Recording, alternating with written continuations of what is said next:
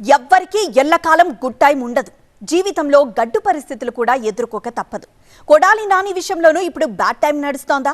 గుడివాడ గడ్డ కొడాలి అడ్డ అంటూ వైసీపీ హయాంలో హవా కొనసాగించిన కొడాలి నాని ఇప్పుడు కేసుల వలయంలో ఇరుక్కుంటున్నారు. ఆయన వాడిన భాష యాస సరిగా లేదంటూ ఫిర్యాదు అందడంతో పోలీసులు రంగంలోకి దిగారు. ఇంతకీ ఆయనపై ఫిర్యాదు చేసిందెవరు? ఈ కేసు విషయంలో పోలీసులు ఎలాంటి చర్యలు తీసుకోబోతున్నారు? మున్ముందు కొడాలి ఫ్యూచర్ ఎలా ఉండబోతోంది?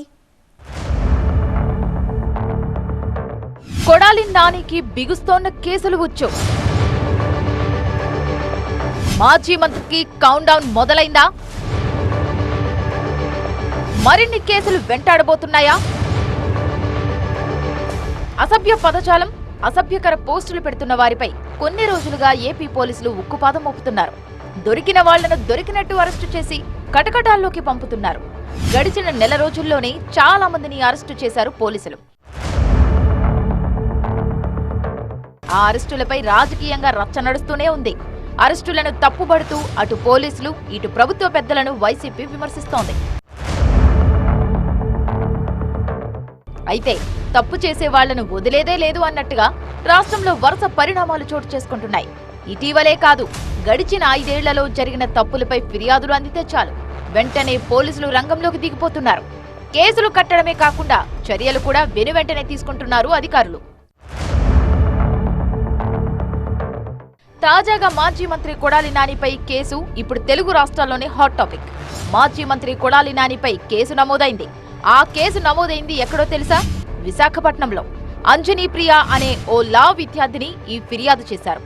గడిచిన 5 ఏళ్లు కొడాలి నాని ఉపయోగించిన పదజాలం, మాట్లాడిన మాటలపై అభ్యంతరం వ్యక్తం చేస్తూ అంజనీ ప్రియ ఫిర్యాదు చేసినట్టు పోలీసులు స్పష్టం చేశారు. ఇప్పుడు ఫిర్యాదు అంజనా ప్రియ అనే ఎమ్మెల్యే కంప్లైంట్ ఇవ్వడం జరిగింది. దాని మీద మేము బిఎన్ఎస్ అండ్ ఐటీ యాక్ట్ కింద కేసులు నమోదు చేసి దర్యాప్తు చేస్తున్నాం.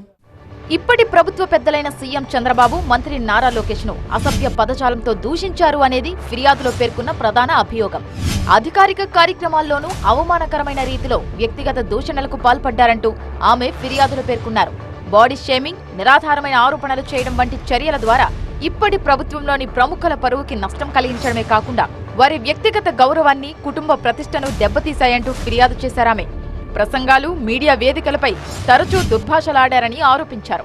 ఒక బాధ్యతాయుతమైన మహిళగా కొడాలి నాని వ్యాఖ్యలు తనకు తీవ్ర ఆవేదన కలిగించాయన్నారు అంజనీ ప్రియ. ఇప్పుడు ప్రజెంట్ సీఎం గురించి మరియు ఐటీ మినిస్టర్ గురించి ఈ యొక్క సోషల్ మీడియాలో వినడానికి కూడా వీలు లేని భాషలో హ్యూమిలేట్ చేసే విధంగా, ఇన్సల్ట్ చేసే విధంగా చాలా వరస్ట్గా మాట్లాడారు.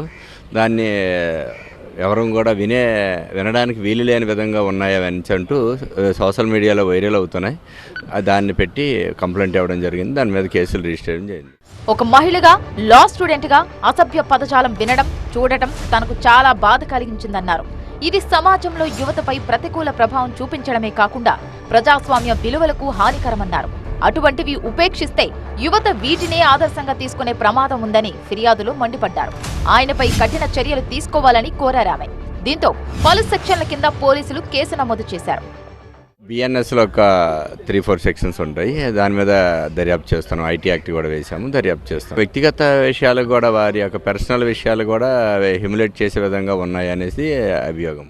గుడివాడలో సుదీర్ఘంగా ఎమ్మెల్యేగా గెలిచిన కొడాలి నాని వైసీపీ అధికారంలో ఉన్నప్పుడు మంత్రిగా కూడా పనిచేశారు. ప్రస్తుతం ఓడిపోయి మాజీగా మారారు. అయితే గడిచిన 5 ఏళ్లు కొడాలి నాని నిత్యం ట్రెండింగ్ లో ఉండేవారు. అప్పటి ప్రతిపక్ష నాయకులపై ఆయన అంతెత్తున ఎగిరిపడి విమర్శలు చేసేవారు. అయితే ఆ సందర్భంగా ఆయన మాటలు శృతిమించాయని, అభ్యంతరకర రీతిలో పదజాలాన్ని ఉపయోగించారని ఇప్పుడు ఫిర్యాదు అందింది. మరి ఈ ఫిర్యాదుతో పోలీసులు ఎలాంటి చర్యలు తీసుకుంటారు?